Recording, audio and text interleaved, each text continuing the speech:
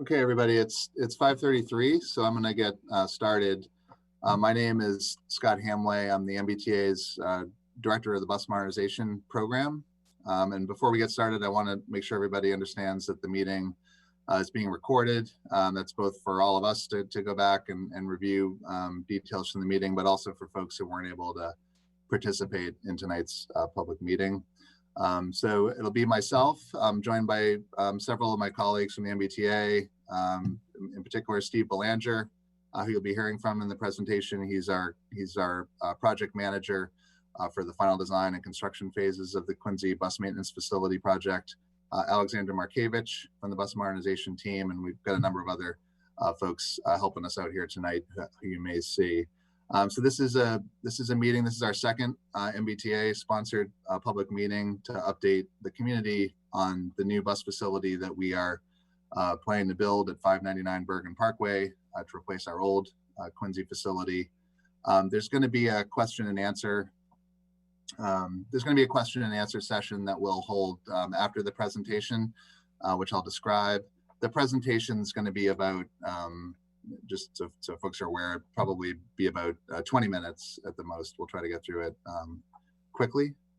So before we begin, I just want to make sure everybody's comfortable with using the control panel to interact with us.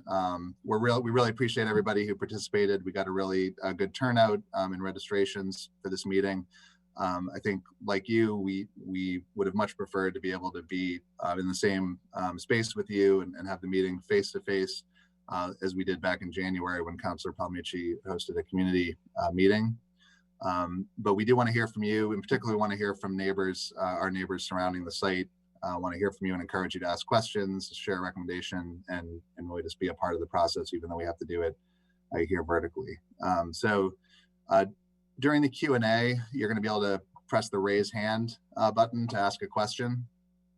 Or if you prefer to just type a question and not ask it audibly, you can type a question into the chat box, or if you're participating by phone, you can type *9 to raise your hand. We're going to call on folks as best we can in the order that they raise their hands. And after you raise your hand, you're going to need to wait for it to be recognized and unmuted by our moderators. After you share your question or comment, we'll then lower your hand and you'll be returned to the muted state. We'll also respond to questions and comments that are typed into the chat, which you can do at any point during the presentation we're going to give, and you can do it during the Q&A, and we'll try our best to answer those in the order that they come in. If you have any questions on this process or the instructions, you can please just reach out to our staff using the chat box. And that's the best way, and they can get back to you and help guide you through the process. And again, we apologize. This is not the easiest way to kind of run a public meeting or most natural feeling way, but hopefully we can share some information on the project with you and share some updates, and then have a good conversation afterwards. So I'm going to start today with an overview of our bus modernization program. And the project as the design currently stands. And then I'm going to review some of the key updates since the last project update meeting that we held, which was back in June. And then we'll talk about what the next steps for the project look like. And those of you, these next couple slides are repeats of some information we presented at past meetings. We've condensed it down a little bit to save time, but the T launched this program to support our bus system by investing in all of these facilities where we store and maintain our fleet. The sort of goals of this program are threefold. We want to give our workforce the best conditions we can, give them state-of-the-art facilities so they can effectively maintain and operate our buses so we can get out there and provide quality service for our passengers. We want to be able to provide additional capacity so we have the ability to increase service to meet demand when bus ridership returns to pre-pandemic levels, hopefully before not too long. And we also want to support the conversion of the entire MBTA bus fleet to a zero emissions bus fleet. So those are kind of the three goals that we're working towards with this program. And we've got over 1,100 buses today. In order to support that fleet, we have 9 facilities around the region where we store and maintain our vehicles. They tend to be old, with Quincy being among the oldest, and they tend to need significant reinvestment at a minimum. And the Quincy facility, which you can kind of see off by itself to the south here, is a little bit different than a lot of our other facilities, and that it's really serving essentially a local network that's oriented around Quincy and Quincy Center, unlike most of our other facilities, which tend to be serving multiple communities in and around central Boston. The Hancock Street facility on the other side of Quincy Center, where we currently have our facility, it's home to 86 buses. And due to structural issues, some of which we're highlighting in the images here, we're only able to accommodate our oldest buses.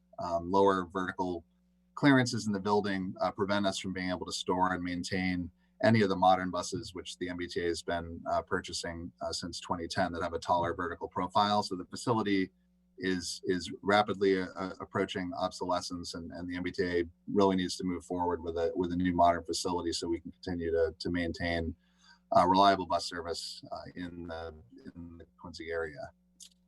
And obviously one of the challenges is finding a good site to serve that network.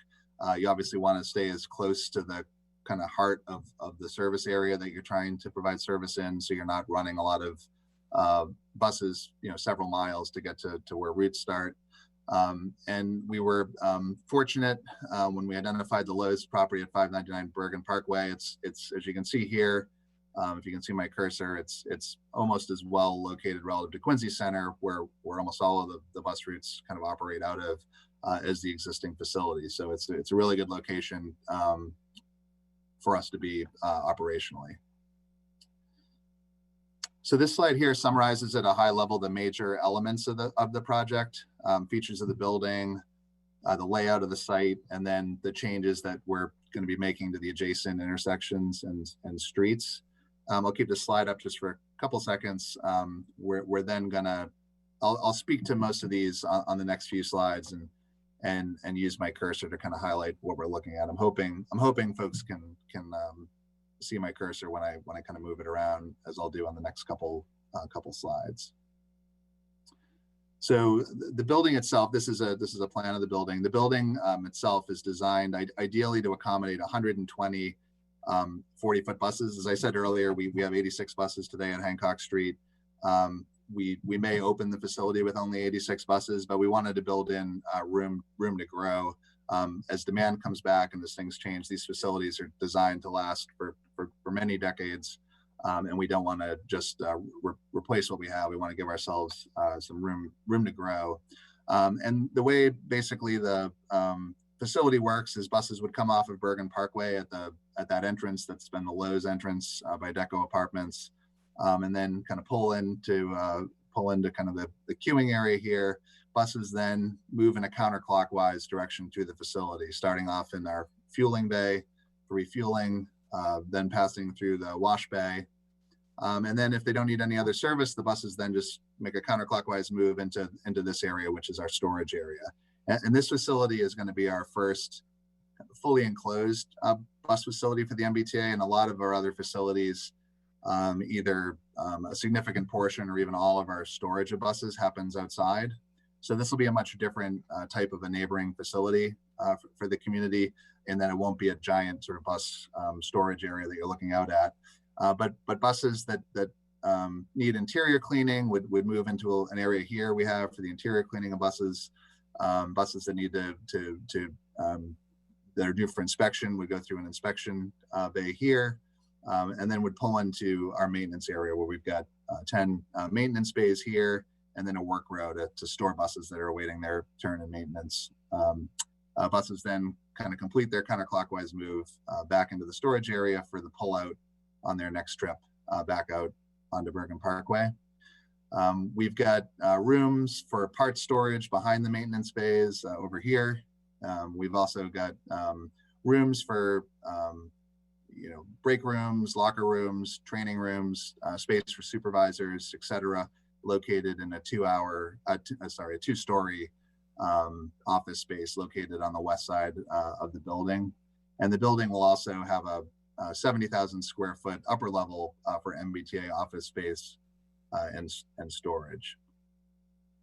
This is kind of pulling out so we can see some of the site improvements that were mentioned on the prior slide. So One of the improvements is we'll be completely rebuilding the sidewalk along the Bergen Parkway edge of the property. That sidewalk today is narrow and not in great shape, and has some features to it that make it an inaccessible path of travel. So we'll be rebuilding that sidewalk.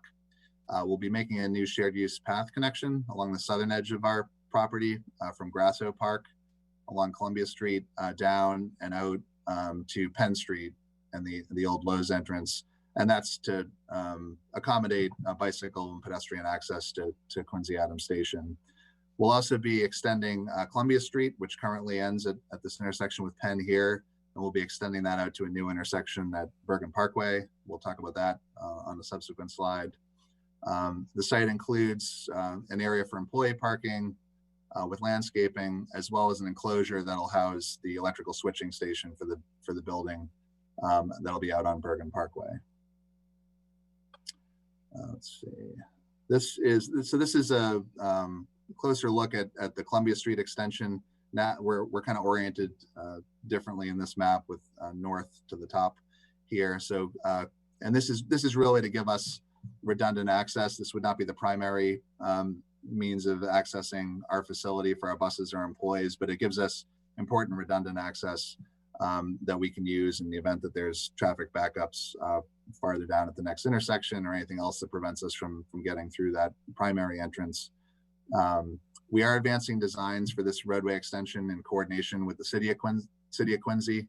And as we've talked with the city, you know, there's two primary goals here. So one is we want to make sure that this connection does not result in, you know, new cut through traffic through this residential street, Penn Street, to get over onto Bergen Parkway. And the second is that we want to make sure that trucks serving the two commercial properties on this side of the building, that's the Sullivan Plumbing Supply and Caniff Monuments, we want to make sure that their trucks and their vehicles are able to make all the necessary movements to support those businesses. So on the slide we have here today, this is just a slide showing that there will obviously be signage as one way to kind of communicate that this is a restricted access roadway and not for cut through traffic. But in our conversations with the city and some other stakeholders, there is an interest in kind of looking at a more physical barrier that as you see in other sections of Columbia Street along the former Lowe's property to the west down by Tabor Street. So we are looking at a more physical barrier that'll help eliminate the potential for cut through traffic. And that's something that we're, as I said, we're working with the adjacent stakeholders on. So the next several images are intended to illustrate the exterior of the facility, what it'll look like from the neighborhood. This is the view from the Deco apartment complex. So you can see here, you can see buses pulling out of that bus storage area here through our access gate onto Bergen Parkway to start their trip out into service. This is an image taken from near the end of Tabor Street. Looking across the employee parking lot of the building, you can see that two-story area. That's where a lot of the break rooms and locker rooms and supervisory space are. And then that top level for storage and MBTA office space. And then the last rendering we have to share is just looking south on Bergen Parkway towards Quincy Adams, with the new facility on the right and the new intersection with Columbia Street on the right there as well. And then just the last few slides I want to spend just kind of running through some of the key project updates since our June meeting. I'll give you a quick update on the plans for the fleet at this facility, improvements that we've made to that pedestrian connection from Grasso Park down to Quincy Adams Station, our environmental review process, and then some of the intersection work and staff engagement that we've done. But before that, before we spend a few minutes on each of those details, I did want to introduce Steve Belanger from the MBTA's Capital Delivery Department. He's going to be leading this project through final design and construction. Thank you, Scott. My name is Steve Belanger, and I'm a senior PM at the Capital Delivery Department for the MBTA.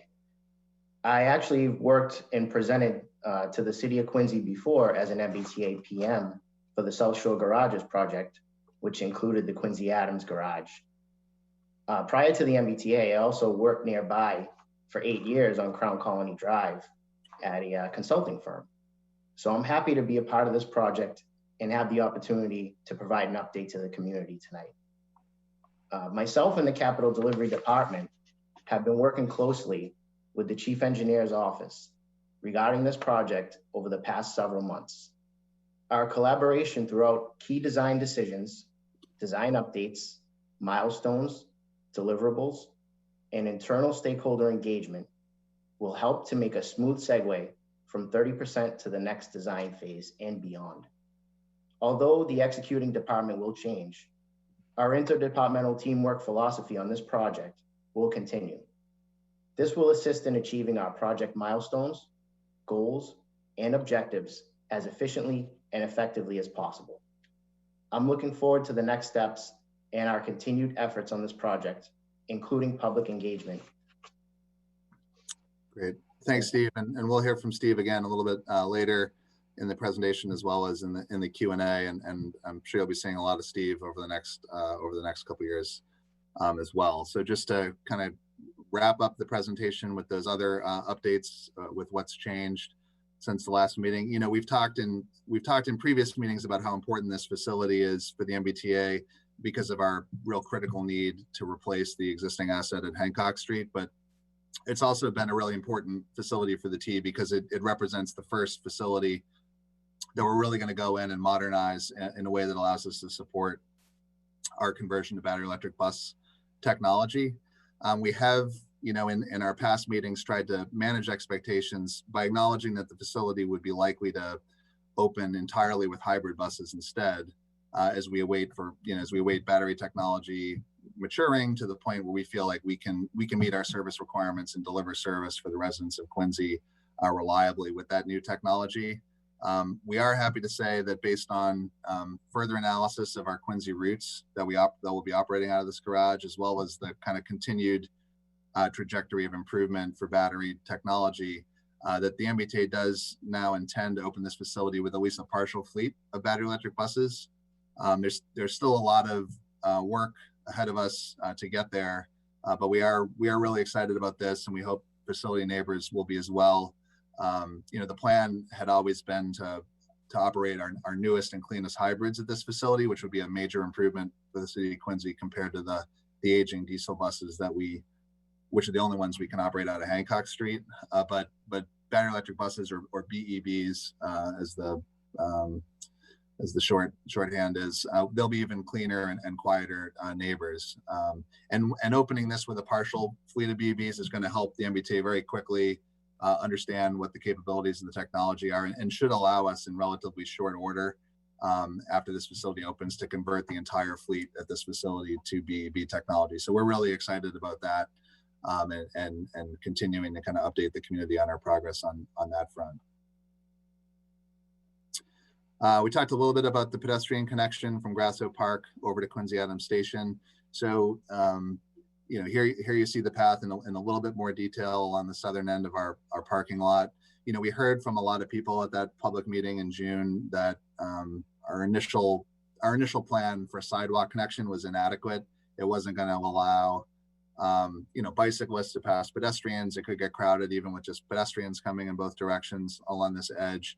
And we were really kind of encouraged to look for opportunities to kind of expand how much space we could allocate to bikes and pedestrians here. So we've gone back, made some adjustments in our parking area, and we were able to widen that out to a wider 10-foot minimum shared use path, which sort of meets the kind of standard definition of a kind of multi-use bike and pedestrian path. So we're excited about that. We think that will be hopefully a good asset for the community.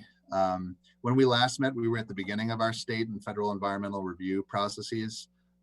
In November, we received our certificate from the Secretary of Environmental Affairs on our environmental notification form.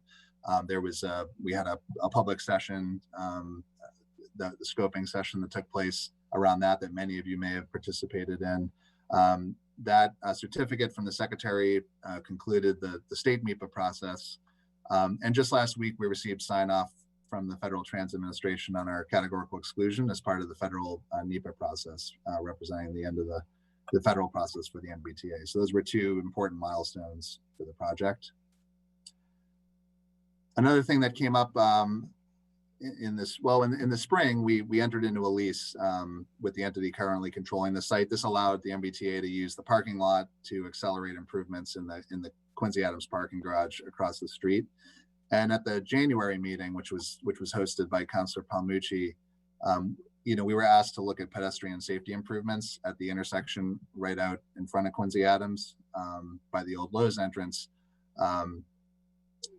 To look at, are there things we can do to make that a safer experience, even in the near term for pedestrians, even for just the folks already living in the area, cutting through the Lowe's parking lot or living at Deco.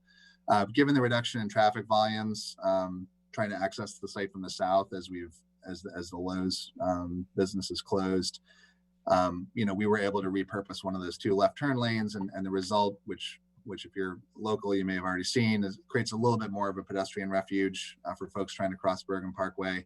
And it also includes a new leading pedestrian interval. So the pedestrians are getting a couple seconds head start on the corresponding vehicular move at a green light. So those improvements are complete. And then, as Steve mentioned, stakeholder engagement is always an important part of any project that we do at the T. And I think, we work as hard as we can to try to get out and talk with residents and elected officials and other stakeholders and businesses. But I think historically, we've probably been a little bit less good at asking our own frontline employees what they think about a project or how we can make a project work better for them. That's something we've really tried to do throughout the development of this project. And since our last meeting with the community in June, we have continued to periodically meet with our machinists and bus operators at the existing Quincy garage to solicit their input. And then this is the last slide. This is our project schedule. This kind of shows you where we've been. And right now we're at the 30% stage of design. And this is a good place to kick it back over to Steve to kind of run through what the schedule over the next couple of years for the project looks like. Sure. Thanks again, Scott. So yeah, as you can see in bold here, this is where we're at today. We're at the completion of the 30% design. And the next step is for 75% design to begin immediately. So the 30 to 75% design actually has begun. So we're not losing any time on that aspect. We're getting right into it. Also upcoming after that, we have the anticipated real estate acquisition of the property, the Lowe's property, approximately spring, right around spring / beginning of summertime of 2021. We'll also get into around the fall of 21, the final design, which is the 75 to 100% final plans, specs, and bid package. And in between the final design to the bid of the full package, we're considering a possible early construction package also in the fall of 21 that will include a portion of the construction that we feel we can get done quicker, get designed fully quicker, and get out the door, and to get a jump start on the schedule in order to meet our schedule milestone goal. So the package will be anticipated to be bid in the fall of 21, with commencement of construction in the winter of 21 to 22. The potential work that would be included would be the demolition and the shared use path. And we're looking with the project team to vet that out and complete that. We'll have the full construction commencement starting in the summer of 22. And we have an estimate based on that commencement. We have a substantial completion late 2024. And that is our milestone goal for the project. Thank you, Scott. Great. Thank you, Steve. So that wraps up our presentation. Hopefully that wasn't too long for folks. And really the purpose of today, in addition to giving you an update, is to hear from everyone who's taken the time to participate and hear any questions you have. Before we start the Q&A, I do want to recognize the elected officials who've joined us tonight, and want to thank them for their participation. I'll sort of run through the list of who we know is here. and then invite any of you to, if you would like to offer any comments before we get into opening up to the rest of the attendees. So Senator John Keenan is in attendance. Representative Taki Chan is here. Representative Mariano's not here, but Wolf Fallon from his office is representing him. We've got Frank Trementosi from the mayor's office in attendance. City Councilor Brian Palmucci is here, as are City Councilors Charles Fallon and Nina Liang. So I guess I would start by seeing if there are any questions that any of you have. I believe Councilor Liang has submitted a couple questions, so I can either open it up for her to ask the question, or we can just read the question. I guess I'll look to Alexandra or Anthony to let me know how we should proceed. Yeah, I'll go ahead and unmute you, Councilor Liang, if you'd like to ask your questions, or I'm happy to ask. Good evening. Yeah, so there's just two questions that I had here submitted so far. Thank you, first of all, to everyone for being here tonight. And I'm happy that we're able to have this meeting, even if it is remote. Just, a couple of questions here that I had coming into this, which is one, I wanted to know what the impact of the scaled back services, what that's going to have on this project and the timeline, and what you guys are projecting to have moving forward. And then the second question I have is, how many diesel buses will be able to be phased out with the completion of this project? Sure. Thank you, Councilor Liang, for those two questions. So yeah, the changes that are being made right now as part of the MBTA's Forging Ahead process to respond to the COVID-19 pandemic are changes that are we're certainly all hoping temporary as we get past a vaccine and get past the pandemic and ridership starts to return. So we're certainly looking to make an investment in a facility that's going to be here 40, 50, maybe many more years than that.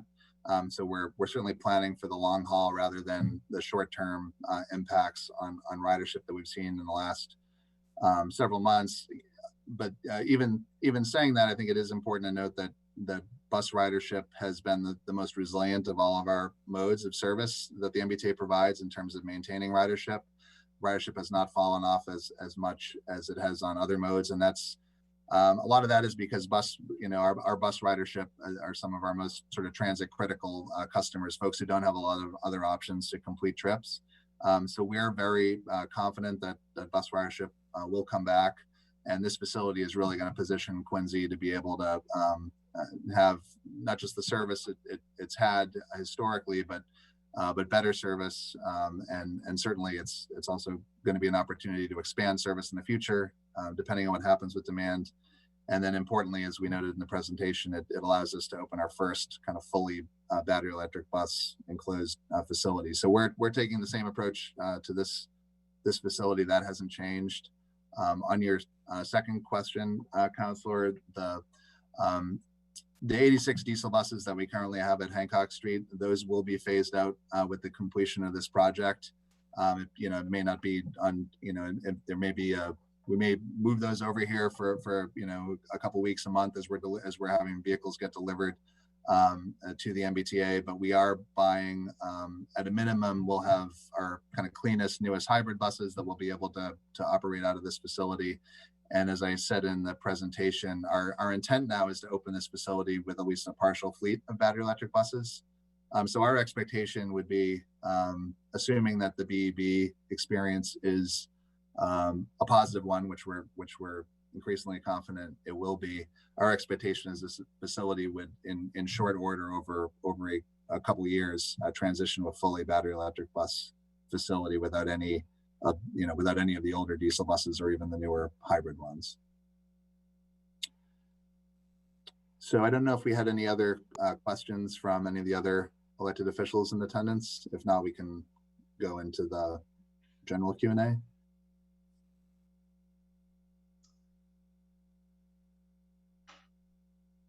Oh, and we have just a note from Councilor Liang to say thanks for those answers.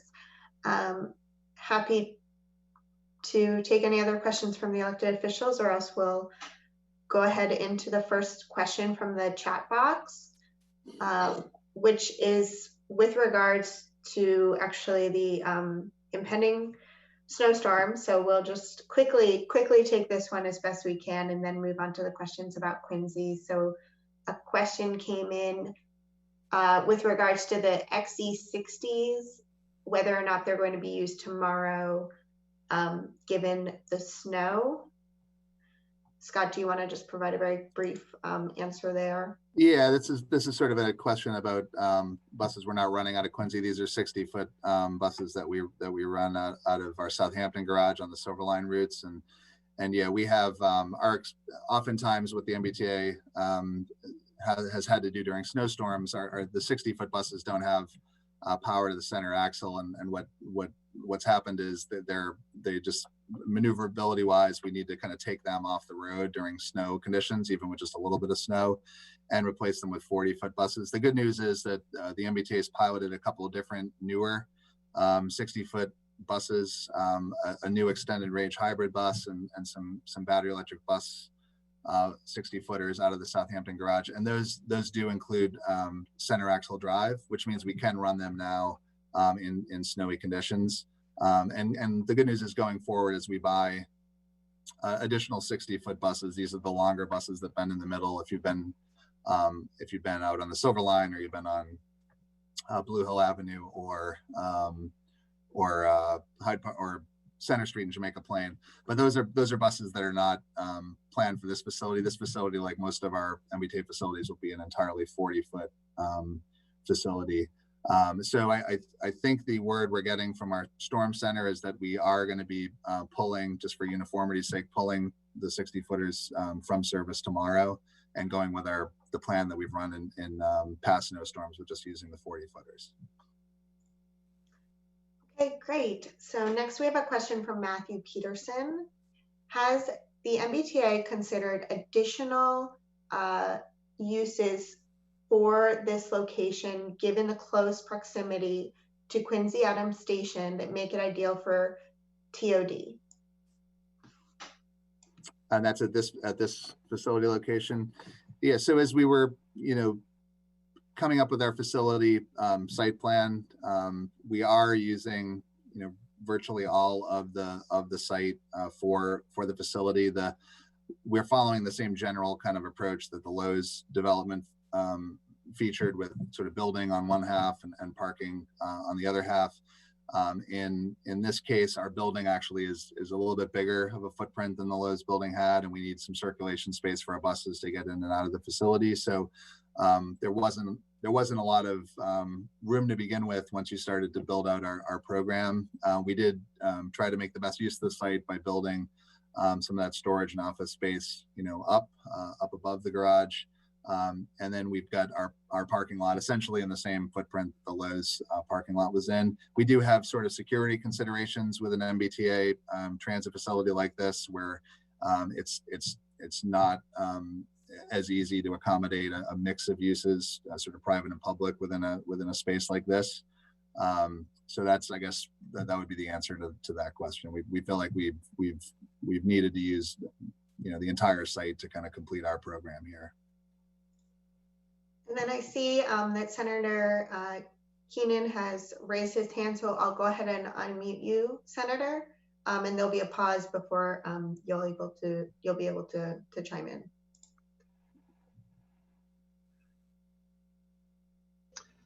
Great. No, thank you. And I just want to say thank you for holding this meeting again. And thank you for listening to folks relative to the battery electric buses. I know that people will want to see even the schedule that you've announced accelerated, and to see a quicker move towards an all BEV fleet. But I think this is an important step from where we were just a few months ago. So thank you for that. And then just to folks that are tuning in, if you have any questions of the MBTA, certainly you can contact them directly, or if you want to funnel them through our office, we're happy to assist and to get you any information that you may need. This is an ongoing project, and so I think if everybody continues to work together, we'll move this forward, and we'll end up with the premier bus facility, certainly in the region, if not the state, and in the Northeast, and that's exciting. And again, I am hopeful for a faster path to battery electric, but this is an important step. So I thank you for that. Thank you, Senator, and thanks for your participation tonight and participation throughout the process. I appreciate the comments. Okay, next we had actually a next follow-up from Matthew Peterson regarding what is the number of electric buses the substation is being designed for? Right. So basically, when we had been, as we had started work on this process, Matthew, we had been envisioning the conversion to battery electric bus being a little bit further down the road than at opening. So in our conversations with the electric utility provider, which is National Grid at this location, we talked about what our building might need on opening day to support our power needs, and then what that number might grow to when we move to a fully battery electric bus facility. The good news was that even though the MBTA will need to do a study of what kind of infrastructure upgrades are needed on the National Grid side of the property line in order to support our building and battery electric buses, that there's adequate time, has been what we've been told by the utility, to kind of get there. We are meeting with them on a regular basis to talk about this, but all of the equipment in our building is really set up to accommodate that future load, to be able to power an entire facility of 120 battery electric buses. And given the fact that we are now intending to open this facility with at least a partial fleet of BEVs, as we continue that dialogue with National Grid, we will now be talking about kind of opening with the ability to accommodate that full fleet. Even if it takes us a couple of years to phase it in, it won't make sense for us to, in this new timeline, it won't make sense for us to kind of, get enough power for, 30 buses for year one and then go back to them and make additional infrastructure upgrades. So we will be kind of changing shifting that dialogue with National Grid so that we can open with everything we need in order to support the full future build out of the site. Okay, I'm actually going to take another one from the audience. David Reich, you've had your hand up. I'll go ahead and unmute you.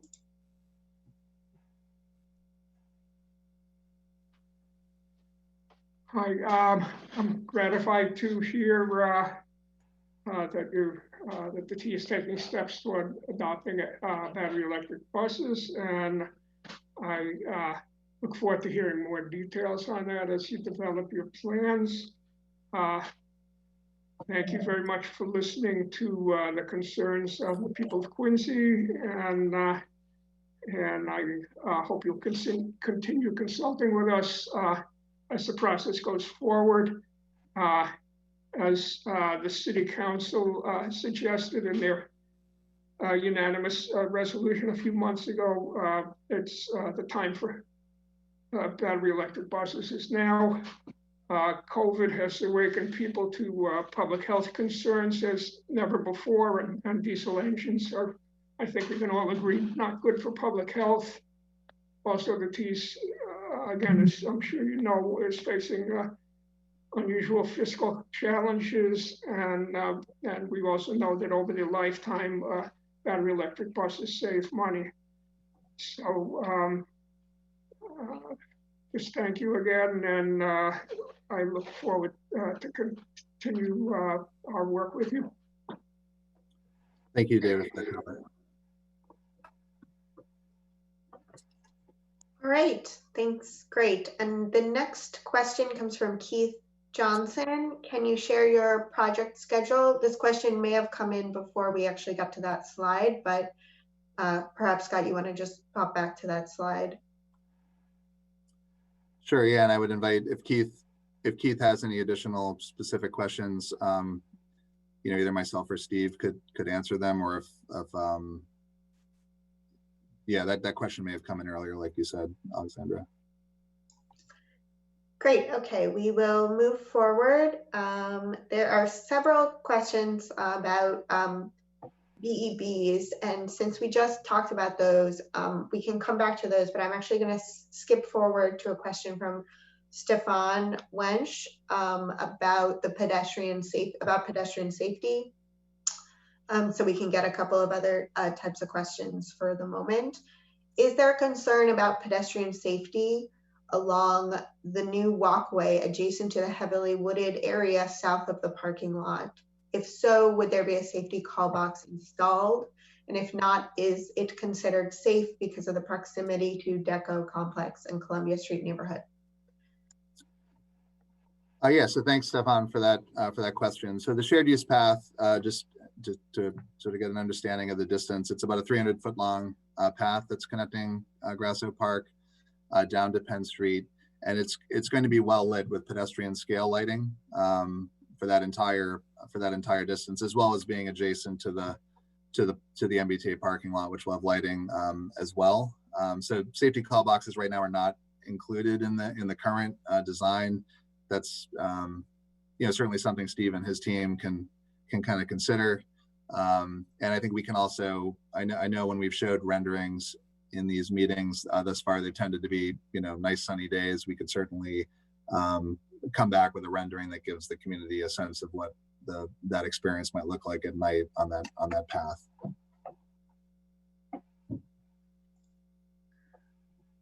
Great. I'll go to one more in the audience from Faye. I'm gonna go ahead and unmute you. Thank you. Thank you for holding this hearing, this meeting. I went to the November 23rd MBTA meeting, and what I read from the reports is that the advanced, my question is about the advanced electric hybrids, the EEHs. What I read in the reports is that those EEHs run on diesel engines, so they don't cut emissions. They're twice as expensive as the old hybrids. And then in the report, I also read that there was the possibility of 50 plus BEVs in Quincy, but that there was already an RFP for these EEH buses, and the funding was already determined, but there was no RVP listed for the BEVs. It seemed like it was just a possibility. So can you speak to that? The other thing about the EEHs, oh no, I mentioned about how expensive they are, that they're twice as expensive as the old hybrids. So can you speak to that whole situation? Sure. Yeah, and I'll try to. Yeah, Faye, thank you for that question. I'll try to answer it in as concisely as I can. This is again for Quincy residents. Listen, this is about service that we run out of our Southampton garage, which is in Roxbury and provides service for the Silver Line. These extended range hybrid buses were buses that we were considering being the fleet that would go as something similar to it, a 40-foot version of it at the Quincy facility before we kind of shifted over the past couple of months and decided that we believe we can actually open this facility with BEVs. You're right that there's not currently an RFP out on the street or a spec out there for those buses, but that's something that is being developed by our vehicle engineering department. We've got plenty of time before this facility opens to go through that procurement process and get a number of BEVs to open at this site. Just on that comment about the decision that was made for the buses out of Southampton for the Silver Line, it was every one of these decisions, whether it's a facility or a vehicle, they're really kind of independent decisions that have to kind of respond to a number of factors. And there were a number of things that led us to that decision for the Silver Line that are a little bit different than what we're dealing with down here. That vehicle was an option on an existing contract that we could sort of tap into and get the vehicles here quickly. That fleet that runs the Silver Line service is one of our oldest fleets and not a particularly reliable bus. While you're right, it's a hybrid bus. It still has a diesel engine, so there are emissions associated with it. Those emissions are significantly lower than the emissions for the buses that we're currently using on that fleet. One good thing about that technology, and something that we had been talking, I think, at the last public meeting in Quincy about doing here, if we went the hybrid route, is that you are able to kind of program the buses and work with the community to identify sort of sensitive areas where you might want to run off engine. So, you know, those buses that we run on the Silver Line up there, they go through some environmental justice neighborhoods, and we can work with the community to identify targeted areas to run zero emissions service on those routes. Another thing that's different at Southampton than here is we simply don't have access to the amount of power that we need at Southampton to power additional battery electric buses beyond the 5 that we piloted there. We don't, the facility's not really set up to do that. We would need to do a major kind of overhaul of that facility and a lot of work on the utility side to get there. Quincy, we're dealing with kind of a clean slate, and we've engaged with the utility, you know, 4+ years before Steve will have this building open for service. So we've got a lot of time, and we can make different decisions here than we were able to make there. And there were different opportunities there that are different than what's happening here. So that's my answer to that question, I guess, Faye. But thank you for the question. And I just want to remind folks who are on the phone that you can dial *9 if you'd like to raise your hand to ask a question. So you're certainly able to do that, and we welcome that. Moving to the next question from David Cedrone at WATD News. What happens to the property where the buses are now? Thank you, David. So the Hancock Street property, yeah. So our real focus right now is frankly moving forward with the design work at the 599 Bergen Parkway facility as quickly as we can, so that we can make sure we've got a facility to house modern vehicles in before the existing fleet at Hancock Street gets too old and starts to really have reliability issues that end up translating down to impacts for customers in Quincy. So that's what our focus has been. And then we need to keep that Hancock Street facility up and running until we're able to open this new facility and get everything moved over there. So that's where our focus has been. Certainly, you know, while we have no formal plans for the site now, certainly is when the time comes where we are able to move into this new facility, we can reassess that property and the role it plays in the MBTA's kind of real estate portfolio. And any plans would obviously be a part of a process that would include all stakeholders, including the city of Quincy and neighborhood residents. But we don't at this time, David, have any kind of formal plans. I noticed that the slide has it looks like these like red slash marks on my version of the presentation. Are those showing up for anyone else, or? Yeah, you might want to go to the next slide. Yeah, I tried that. It looks like it's something that I don't know if it's a glitch with my screen or something, but maybe we'll do it here so it doesn't look like we're crossing out actual information. Or we could actually just go to the, okay. It looks like it went away. Okay. I'll get there. Sorry about that, everyone. All right, should we move to the next question? Please do, yeah.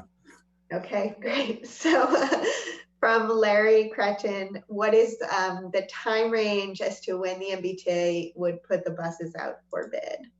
I'm assuming this is with regards to the BEB buses.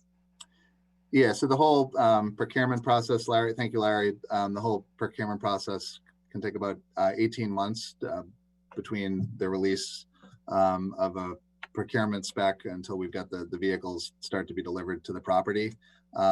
So I know that the vehicle engineering department is working to develop the specifications for an MBTA BEB, and I know that that's something that we could be seeing as soon as next year. But if you think about that 18-month timeline, there's certainly ample time to get there so that we could have BEBs arriving, on or around when this facility would open. Okay, great. There are a number of other questions with regards to BEBs. I think, Scott, I don't know if you want to also make a special call out, or we can make a special call out to folks who are in the neighborhood who may also have other questions about the facility itself. We we encourage you to submit your question or raise your hand and we'll call on you. We want to make sure that you have an opportunity to ask questions as well. But I'll just move on to the next question. Will the design and construction accommodate charging for all 135 buses? Right. So the current plan for the design is to have enough charging equipment so that we can charge 120 bus fleet in sort of 2 shifts overnight. In reality, you know, we obviously run a lot more bus service in the morning rush hour and the afternoon rush hour than we run in the middle of the day. So in reality, we'll have opportunities to charge buses in the middle of the day as well. But we've tried to be as conservative as possible as we've kind of planned this out to make sure that if we were restricted just to overnight charging, that we could do it. So the facility will include all the charging equipment necessary to charge 120 buses in 2 cycles. I think, I don't know if it was Larry or who had had that question. If it was still Larry who had the question, but whoever asked the question. I apologize. That was from Keith Johnson. From Keith. Okay, sorry, Keith. Yeah, the 135 buses. So we 120 we feel like is the number that this facility works best at. 120 is a significant increase over the size of the Quincy fleet today, which is 86 buses. So we're not even sure we would get to 120, you know, within a couple of years of opening. It could take a while for us to build to that number. 135 is is sort of the maximum number that we think this facility could hold. You know, with a lot of our older bus facilities, Keith, we're kind of jamming a lot more buses in there than the facilities were designed for. I think the Southampton garage opened with like 72 buses. It's got 107 in there today. So there were things you can do, like storing buses in the work row, which is intended to be where you kind of hold buses before they're ready to go into maintenance, storing them in the kind of interior cleaning area. We could squeeze in another 15 buses here. And I think because the MBTA has historically kind of found itself having to do that, when we went through our environmental review process with our state and federal partners, we made the decision to just sort of permit the facility for the maximum possible number of buses that you would have here. I think 135 is not a number we envision in the near future. And I think, but we will have the charging capabilities to charge 120 overnight, even if we were to get to that number sooner than we think. Great. Okay, we have one from Mary Whitfield. Is there an estimated total project cost for this? Yes, I may. Well, I may defer to Steve, since Steve's sort of managing the construction phase, to just use there are a lot of different, there's the construction costs, there are a lot of other sort of administrative and soft costs. I'll let Steve use the number that he wants to be using.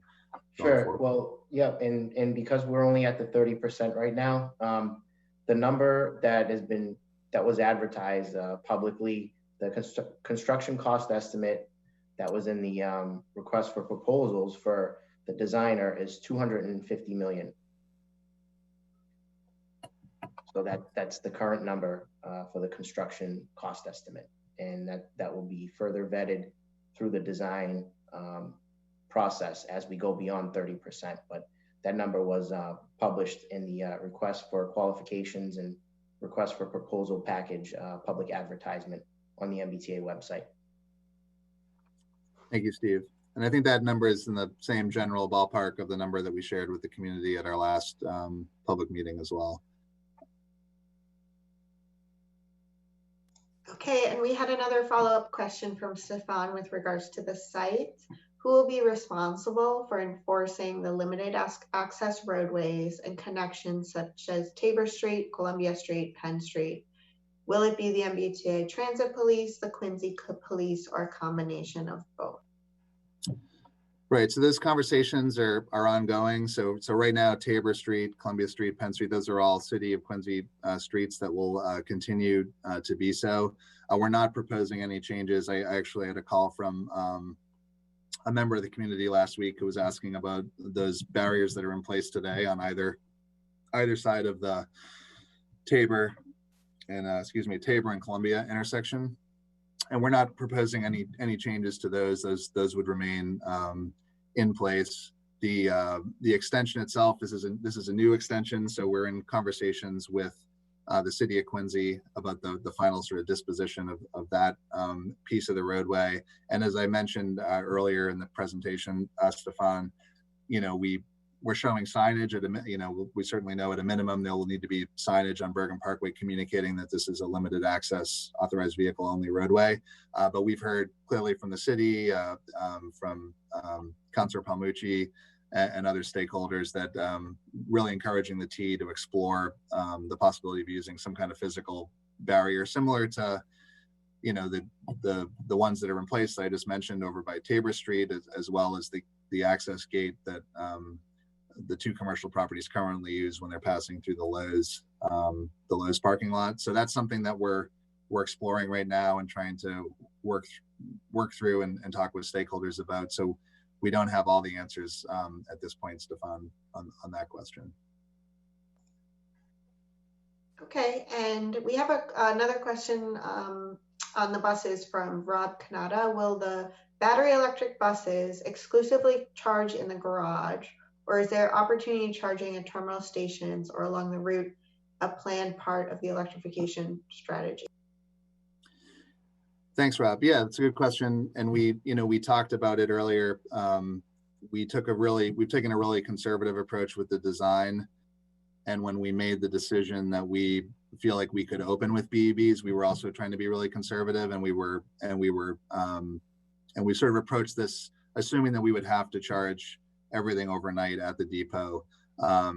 As I said earlier, the reality is we have a lot of buses that come back for 4 or 5 hours in the middle of the day. We can use that time to charge buses that need it.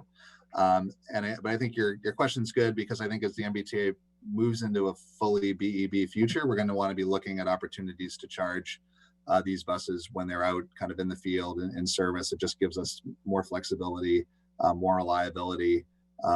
So those are things we're exploring. There's a couple kind of logical places where that might want to happen in the Quincy context, but really just want to emphasize that for this kind of first big deployment of BEVs, we want to really make sure we've got what we need to be able to deploy them, rather to charge them at the depot if we need to be restricted just to doing that. But we are looking at opportunities for en route charging, and quite frankly, that'll get even more important as you get into other garages in the MBTA system to make sure we can do that.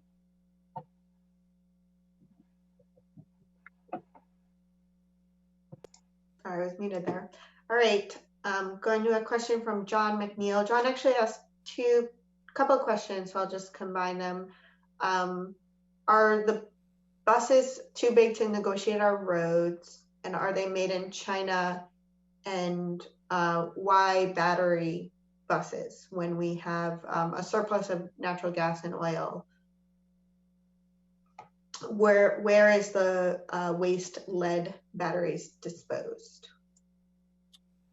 Okay, I can answer a couple of those. I may need to ask for help on a couple, or get back to John if we can't answer them at the meeting today. But yeah, these buses are going to be the same buses, John, that we run out of the Hancock Street facility. They're going to be 40-foot buses. So I know we've been talking a little bit about 60-foot buses because of some of the questions we got earlier. But these are going to be all 40-foot buses that we're running out of this facility. They'll be able to negotiate any of the streets that bus routes serve today in Quincy, as well as the immediate environs around the facility. Any buses the MBTA purchases have to be compliant with Buy America. So we do need to buy buses that are manufactured here in the U.S. There is one manufacturer that is a Chinese-based company that has manufacturing facilities in the U.S. So even if that were the company that ended up winning the bid to provide battery buses, those would still be buses manufactured in the U.S. And I think I may need to get back to you, John. I can pause on the third question. Yeah. Oh, I'm sorry. Well, then, yeah, the general reason why we're going down this route, is just an MBTA focus. It's not just the MBTA. It's Mass DOT, it's the state. It's, you know, we're all trying to do whatever we can to move away from fossil fuel vehicles and reduce emissions. Where our buses, we like to think of our buses as being part of the solution, even when they're, you know, even back when they were diesel buses, right? Because it's allowing us to get a lot of people out of cars and onto more efficient vehicles. But these vehicles are running through densely populated communities, and it's really important that we do our part. Even if buses are a relatively small fraction of the emissions in the Boston area, we think it's important for us to lead by example. And it's important for the communities we operate in to try to move to the cleanest vehicles we can. And specifically for the neighborhoods that are going to host facilities like this, we think that we can make these facilities quieter and cleaner by running battery buses as opposed to the diesel garage we have over on Hancock Street. We think that's a really important way that we can be a good neighbor for facilities like this. Okay, and we might have had more information also on the batteries being recycled. That all the batteries are recycled. Oh, okay. And the MBTA has a contract for disposal of universal waste, which includes batteries. Oh, thanks, Alexandra. And thanks for the question. Yes, sorry about the four-parter there. I could have broken that up a little more. So the next question we have. I need to write them down better. Comes from Scott Jackson. Does the MBTA have the financing to pay for the $250 million cost of this project? Yeah, thanks, Scott, for that question. Yeah, so the MBTA is fully committed to this project, as we noted in the description earlier. You know, the clock is ticking on our Hancock Street facility. The buses we run out of there range from 11 to 13 years old. 14 years is usually a good estimate of how long you can get reliable service out of a bus before you start to run into more significant reliability issues. We can't physically fit the newer buses we're buying at other garages. We can't physically fit those in this garage due to vertical clearance issues. So we really need to get a new facility in place, you know, as soon as possible. And frankly, the end of 2024 is probably already kind of pushing it in terms of when we'd ideally be able to replace this fleet. So this is a commitment of the MBTA to move forward with this. We have the resources in place to complete the design effort, to acquire the real estate. Those are significant investments, down payments of the T on this project. And there's every expectation when we update our capital budget this spring, which we do on an annual basis, that we'll have the resources in there to advance the construction of this project.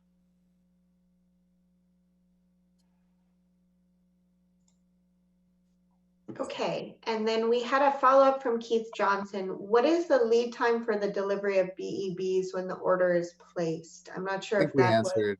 Yeah, I think we answered that one. It's about an 18-month process before the vehicles start to arrive on property. And then we have one from Stacy Rubin. How will the team monitor and track when a bus is running on electric power? I assume this is about the EEHs. Right. Yeah. So the buses, they have software on the vehicles that allow us to kind of monitor when they're on engine or off engine. So we will be able to kind of pull that data and also use it in the case, in the example I was giving earlier about a bus that's going to be running through environmental justice communities or you know, school zones or what have you. We'll be able to program we're working with the manufacturer to be able to program the buses so that they could run off engine in those kind of predetermined locations. And that's the type of thing, Stacy, we can get, you know, we can certainly get more information that we can provide you on that, more specific information if you're looking to do a deeper dive on the technical aspects of that. Okay, and we have just a couple more from the audience. So Francis Shannon, how does the MBTA plan to address the existing vehicular easement running between the existing Lowe's building and Bergen Parkway in favor of 94 Liberty Street? So is that so 94 Liberty Street? Is that the Sullivan Plumbing Supply address? Is that the address she's? I think that's probably that's my guess. That Francis, that's what Francis is referring to here. So yeah, we're working with there are a few easements associated with the property. We are working with those stakeholders to make sure we come up with a satisfactory solution to sort of keep that access whole. And I think it was, yeah, if it was the Sullivan Plumbing Supply, which, you know, I think of as Columbia Street because that's the end of that facility that we're dealing with. But yeah, I think the front door is over on Liberty Street, and yeah, that Columbia Street extension would certainly provide an opportunity for their trucks and vehicles to get in and access their site. And we've you know, we've had conversations with the property owner there and have been working and coordinating with him on that. And then the last comment perhaps was to chime into the discussion about recycling of batteries. It's just from Paula Masoli to share an article on the second life of batteries from electric buses, which are being reused as storage units currently in Northern Europe. And it's a Volvo Buses article. So thanks for sharing that, Paula. I think that's helpful to know that there's those types of opportunities out there. Is that something that other attendees are able to access that link, or is it a? I can send it out. Paula, I'll send out your message to everybody if that sounds good. So that was from Paula Masoli. So I don't see any other questions in the queue at this time or any hands raised. Certainly send them in, and then it will just give you a minute or two. If there's any additional questions, there's certainly some more time. Yeah, and while we're waiting, yeah, I could just wrap up in the event that there aren't any more questions. We definitely, Steve and Alexandra and myself and the whole team want to thank everybody for participating. You know, we're going to keep the conversation going, as you heard from Steve. You know, we'll be back out again multiple times through the process. I mentioned up front that the meeting was being recorded, so that's something that's going to be available on the website hopefully by the end of the week. And that's the website for this project is www.mbta.com/QuincyBus, one word.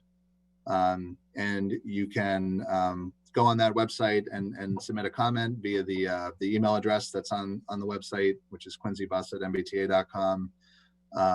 And we'll be back. I don't think we have a date yet, but we'll be back certainly in 2021 with the team to give you an update on project status and address any new questions the community has in the meantime.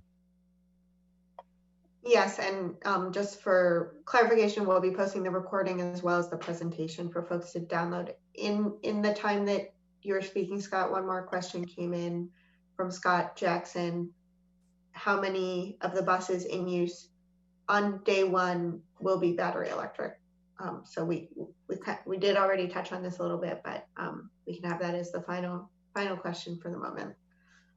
Yeah, so I don't think, thanks, Scott. I don't think we have a number yet that we're ready to kind of commit to. We've talked about, you know, anywhere from 20 to 50 buses. We're really trying to make sure we understand what the implications would be of whatever number we choose in terms of running our service, any changes we need to make to how we run our service to support that.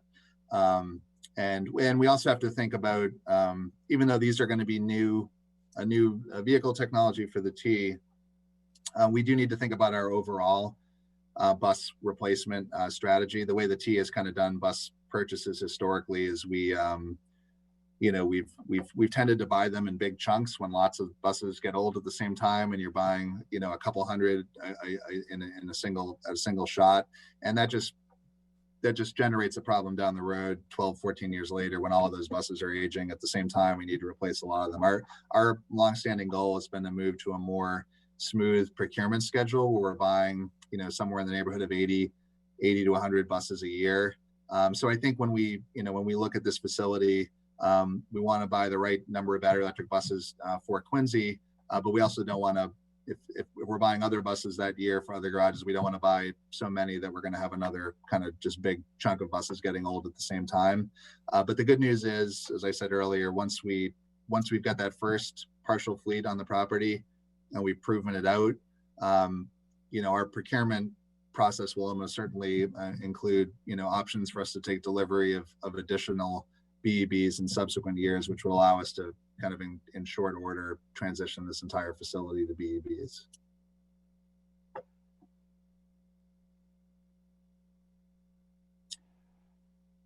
Are there any other questions or? We did have one last question from the audience about the timeline for construction to start, which I'm just messaged to that person about the slide on the screen right now. But if you want to just Steve, if you wanted to, if there was anything else you wanted to say on schedule, Steve. Yeah, sure. No, it's pretty much the plan is to commence construction summer 2022, and that's for the building. But just to clarify, we are looking at a plan for an early package to get ahead of the schedule and begin demolition and potentially some of the shared use path construction earlier than that, the fall before that. So 2021, we'll probably bid it out and have construction commence in the winter of 21. And then the plan would be to try to roll right into the full construction of the building to follow in the next year in 2022. Thank you. All right, I guess we're all done. Yeah, so thanks everybody for taking the time to join us tonight, and don't hesitate to reach out either to myself, at my contact information or at the project email address, and we'll try to get answers to your questions as quickly as we can. Thank you, everybody. Thanks, everyone. Thank you.